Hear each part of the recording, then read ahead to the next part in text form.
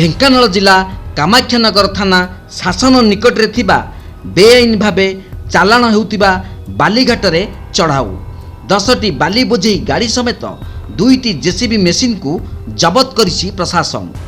सूचना मुताबक शासन ठारे थिबा रामियाल नदीरू दीर्घ दिन हेब बेआईन भावे बाली चोरा चालाण हेउतिला।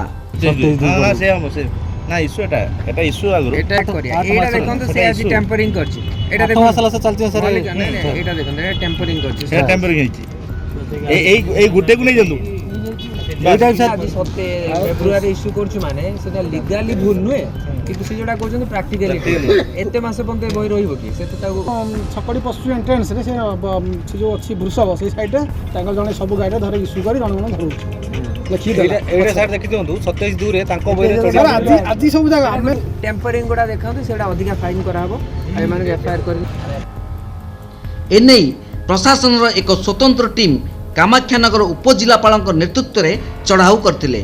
एही चढ़ाऊ समय हाइवा टिपर ट्रैक्टर भली 10टी गाड़ी और जेसी मेसीन जेउतरे बाली लोड करा जाउतिला ताहाकु जबत करा जाइतिला। बाली माफिया माने बाली चोरा चालाण करिबा पई चालाण को मध्य नकली करथिबा उपजिलापाल कहिसंती। समस्त गाड़ी को जबत करिबा सह कामाख्यानगर थाना रे रखा जाइछि। एही चढ़ाऊ रे कामाख्यानगर उपखंड आरक्षी अधीक्षक रंजन कुमार दे तहसीलदार आरआई थाना अधिकारी सामिल थिले।